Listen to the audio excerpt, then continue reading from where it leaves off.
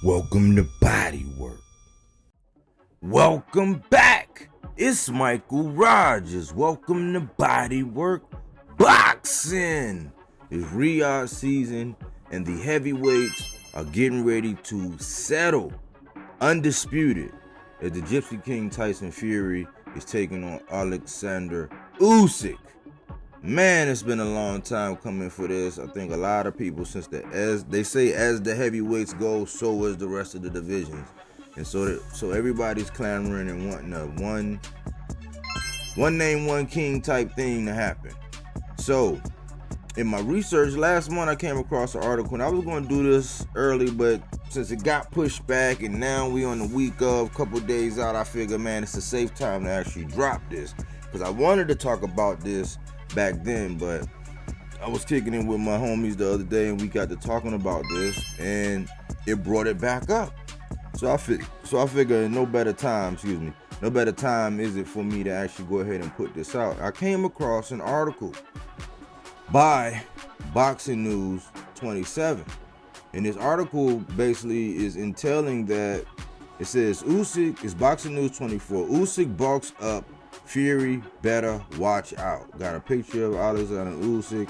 It was written by Michael Collins, and this was on 4/8 of 2024. Alexander Usyk looks bulked up in training for his fight against Tyson Fury next month on May 18th in Riyadh, Saudi Arabia. IBF, WBA, WBO heavyweight champion Usyk, 21-0 with 14 knockouts, has put on muscle as he looks bigger than he did last August in his successful title defense against Daniel Dubois in Wrocław, Poland. Fury size his only weapon? Question. Usyk has no choice but to add size to his battle against the 270-plus pound WBC champion Fury. 34-0 24 knockouts at the Kingdom Arena. Even if Fury does come in lighter for this fight than the 277 pounds that he came in for his non-title fight against Francis Ngannou last October, he's still likely to be in the upper 260s, and that's a lot of weight for the 220-pound Usyk to be given away. Fury can't punch though, and the only benefit that he gets from being so heavy is being able to use the size when he grabs his smaller opponents and leans on them in mauls. He's going to try and use his 50-plus pound weight advantage to bully Usyk and look to wear him down the way he did against Deontay Wilder. Fury will likely mix in some roughhouse tactics in the form of rabbit punches, low blows, and some elbows to wear down Usyk. It would be a good idea for Usyk not to count on the referee to police the fouling by Fury, because he's not likely to receive any sympathy if he's getting bullied on May 18th. In Fury's last fight against the 272-pound Ngannou, he couldn't do that because he was too strong and much more powerful with non-fat.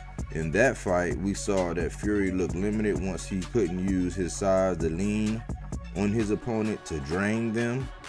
Fury's best days are ancient history. The Gypsy King has become lazy and too dependent on using his size to lean. Without that option, he couldn't revert to being the mobile fighter that he once was 9 years ago when he upset Vladimir Klitschko in 2015, because he's too old now.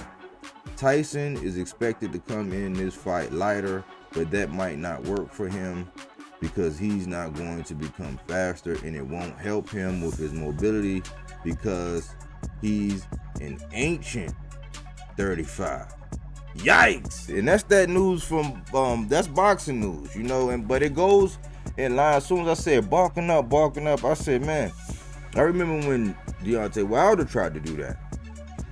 right? And it really didn't work to his advantage. Why? Because if you're fighting a fight with Tyson Fury and you're allowing that big man to lean on you, you're already not winning your game, because that's his game. He's a better inside fighter than most of you guys, because he knows how to grapple. He knows how to do little things to irritate you. You know, you might get a little forearm, a little elbow, a little head. You know, he knows he can rough you up. So I think Wilder made that mistake by putting on too much weight, and it affected his gas tank. Now, we know Usyk has a great gas tank.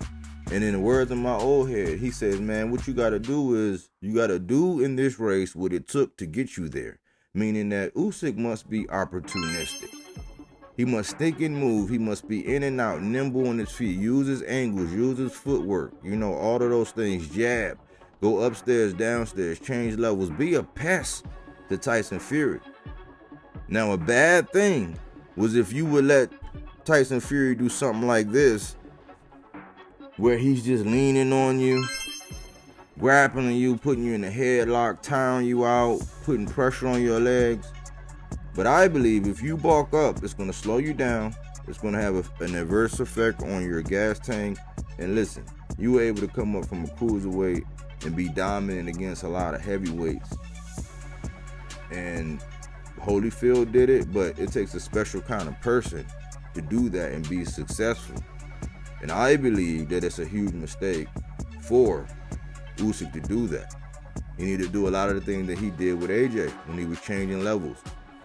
You know, getting AJ at the end of his jab, because he can change levels. He can go up, he can go down, he can move. You know, that's what I would say. So it's bad Usyk game plan, good Usyk game plan. And I think that if he is putting on weight, I'm not sure. Because Tyson Fury, man, think about it. He has to win 7 rounds and not get knocked down. Tyson Fury can do that at the end of a jab, because if you don't know how to negotiate it, he can come off of it. He's very, very nimble on his feet.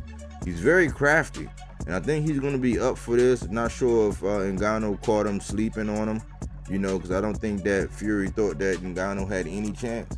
And I think that Ngannou's foundation, being a big, solid, massive dude, his foundation was a lot stronger. So some of those things that he was trying to do, like the article said, didn't work, because he has a grappling background as well. He has, you know, he's very strong, a rock, you know. So I think that if Usyk is still going along with this, putting on more weight, I would have to say Tyson's going to win this handily. But if Usyk can be nimble, be opportunistic, stick, move, bob, weave, you know, make Fury chase him around a little bit, be opportunistic, tire him out, and then try to pounce on him in the later rounds, I think he would stand a much better chance. But right now, all things considered, I have Tyson Fury winning, right? But I'm not saying Usyk can't do it. You know, if Usyk finds himself on the inside more often than not, he's going to lose. You know, and like the article says, he shouldn't look to the referee. He should take this thing into his own hands. And let's not overlook the fact that Triple D really stopped Usyk with a body shot. I think if Fury can employ some of that body work, along with keeping Usyk at the end of his jab, sticking and moving, and making Usyk work to get his way in, I think he can win. If Usyk falls into his game plan and lets him lean on him, drain him, push him back, put him in a headlock, you know, wear his legs out, you know, tap that gas tank, he's going to do it. He might be able to end it early. That's just my take, man. I would love for Usyk to pull this off. I'm rooting for Usyk to win. You know, I just think that Tyson is, because of Usyk's, you know, huge mistake. Anyways, that's just my opinion. That's just my take. You know, I would love to get your comments, love to get your feedback. You know, hit my comment section. Remember, this is fact-based content, not opinion-based content, and it's the alternative to what everybody else is saying. Fruits and veggies, not that Reggie. Thanks for tuning in here with BodyWorkBoxing, where we don't take things for face value. We do that body work.